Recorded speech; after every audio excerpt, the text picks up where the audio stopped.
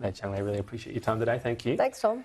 Well, let's go to what the Prime Minister did have to say around this incident that happened during this ceremony between the two leaders. Here's what Anthony Albanese had to say when he was asked about what he thought of the fact that here in a Parliament House, we had Chinese officials essentially trying to block the cameras and change what could be seen in your household back home.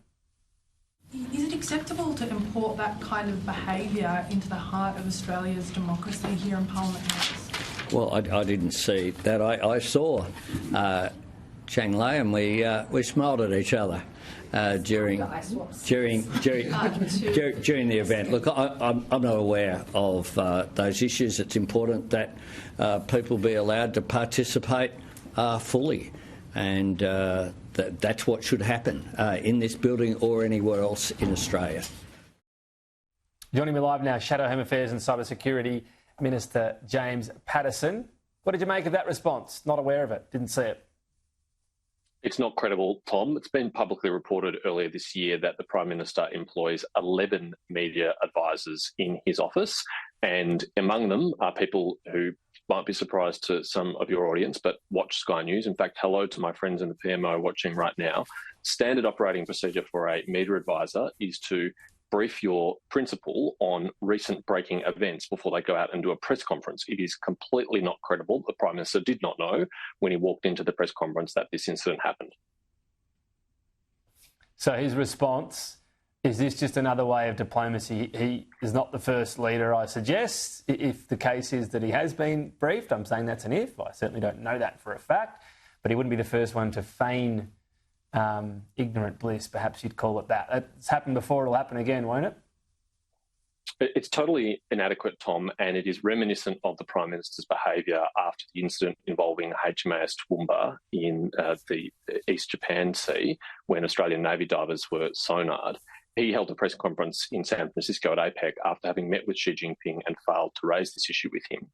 And then the information was released to the media only after he got on the plane to fly home. It's a crude and clumsy attempt to evade scrutiny. I don't think the media is going to fall for it. I'm sure there will be follow-up questions when the Prime Minister does any media availability in Perth tomorrow. And I hope he has a better answer than the one he had today, because this kind of behaviour on our soil, in our parliament, is totally and utterly unacceptable. We do not body block journalists from filming in our parliament house. And for Chinese officials to behave this way in our country shows disrespect for our parliament and our customs. And frankly, I think there should be an apology from the Chinese delegation for this behaviour.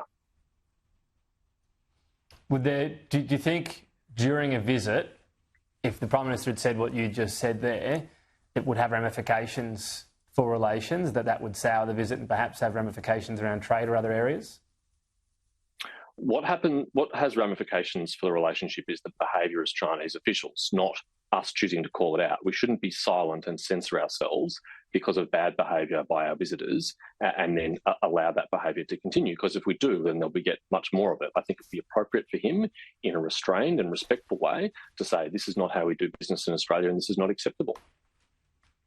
Would it be logical, though? I mean, perhaps this was, a case of officials assuming they should be doing something when they weren't told to. Would the proper course of action be to clarify first, behind the scenes, what happened and seek an explanation before going public, given this was, he held his news conference, a couple of hours after this happened?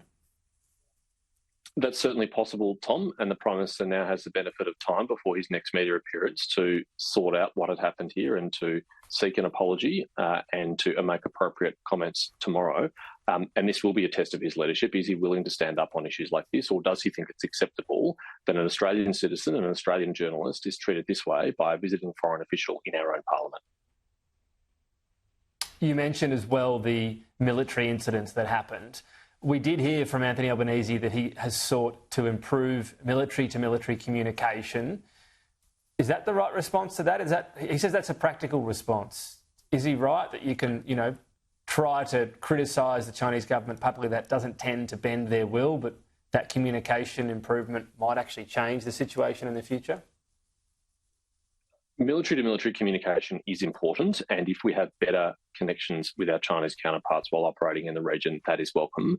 But let's not kid ourselves. This did not happen through a lack of communication, and this did not happen by accident.